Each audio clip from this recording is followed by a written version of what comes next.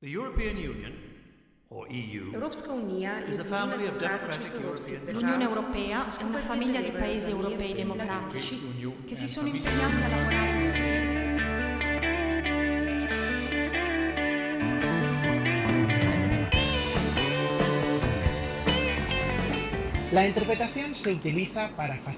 On utilise l'interprétation pour faciliter la communication entre personnes qui parlent des langues différentes et qui ne peuvent donc pas s'entendre sans l'aide d'un interprète professionnel. Pour l'interprétation simultanée, l'interprète, comme celui que vous voyez derrière moi dans la cabine, reçoit tout ce que je dis au micro à l'aide d'un casque. Il écoute donc en espagnol, il analyse le message dans sa tête, puis il le restitue en français pour que les personnes dans la salle qui ne comprennent pas ce que je dis en espagnol puissent écouter en français.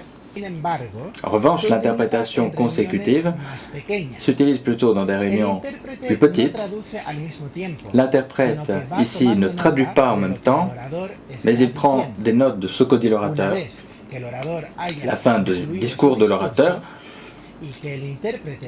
et quand l'interprète a terminé de tout noter, il pourra commencer à restituer le discours. Quand après l'apprentissage de l'interprétation consécutive, on est passé à l'apprentissage de la simultanée, après la première séance, je me suis dit, c'est impossible, j'abandonne, c'est pas possible d'écouter, de parler en même temps, de comprendre, mais c'est faisable, c'est-à-dire qu'on pratique cette technique et finalement on l'intègre. J'aimais les langues et je voulais utiliser les langues comme finalité. Je voulais un milieu multilingue et l'interprétation était vraiment le métier qui m'offrait à la fois cet environnement multilingue, un nombre important de centres d'intérêt, un métier de communication. Il y a vraiment de tout dans l'interprétation. C'est très enrichissant parce que forcément on prépare les différentes réunions, donc on apprend des tas de choses en préparant. On découvre des tas de sujets intéressants, ça peut aller de l'agriculture à la culture, comme aujourd'hui on parlait du patrimoine culturel européen. Je pense que quelqu'un qui est attaché à la routine aurait beaucoup de mal à s'adapter à un métier d'interprète. Je trouve que ça demande beaucoup de facultés d'adaptation, un amour du changement et une curiosité pour des choses différentes et puis aussi savoir maîtriser l'inattendu. C'est ce qui rend le métier très intéressant puisqu'on rencontre chaque jour des personnes différentes, on entend parler de sujets différents, donc on est au courant du quotidien, de ce qui se passe dans l'Europe d'aujourd'hui. Autre avantage, justement les voyages, le fait de pouvoir se déplacer. On voyage beaucoup, oui. Et les voyages ne se font pas uniquement dans l'Union européenne, ils se font dans le monde entier.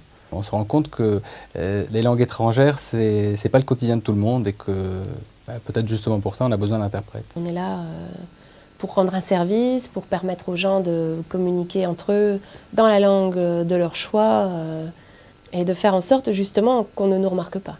En travaillant ici, on travaille en plus dans de très très bonnes conditions. C'est vraiment un métier très agréable à exercer, même s'il est stressant, même s'il est fatigant, même si parfois on se déplace beaucoup, mais malgré tout, je trouve que les retombées positives sont beaucoup plus importantes. Donc je garde mon enthousiasme. Un des gros avantages de travailler à la Cour en tant qu'interprète, c'est d'avoir le temps, d'avoir une connaissance approfondie des dossiers.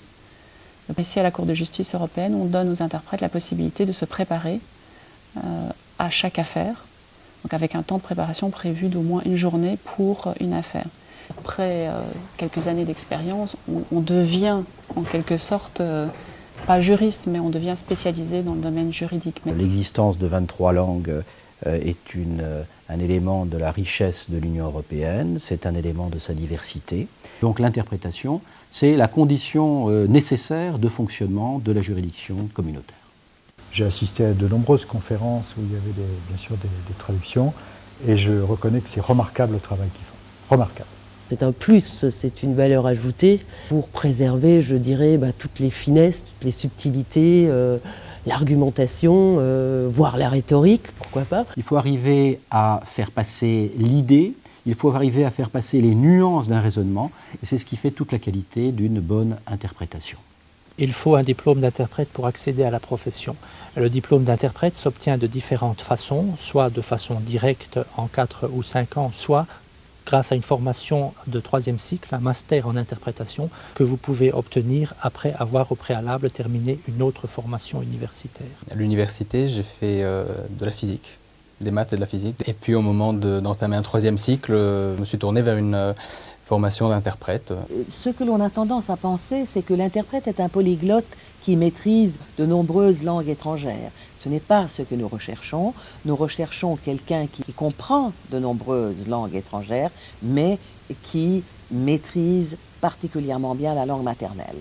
Nous recherchons en particulier des interprètes ayant l'allemand dans leur combinaison linguistique ou les langues de l'élargissement. Quand j'ai commencé à travailler, on m'a conseillé d'ajouter l'allemand parce que c'était une langue déficitaire en cabine française. Donc j'ai suivi ces conseils et ça a beaucoup changé le nombre de jours de recrutement quand j'étais freelance. J'ai beaucoup plus travaillé à partir du jour où j'ai ajouté l'allemand. Les interprètes qui travaillent pour les institutions européennes peuvent être soit interprètes indépendants, accrédités auprès des institutions européennes, soit être des interprètes permanents, des fonctionnaires. Au quotidien, dans leur travail, ça ne fait pas une énorme différence parce que les interprètes freelance et les interprètes permanents sont très régulièrement amenés à faire les mêmes réunions.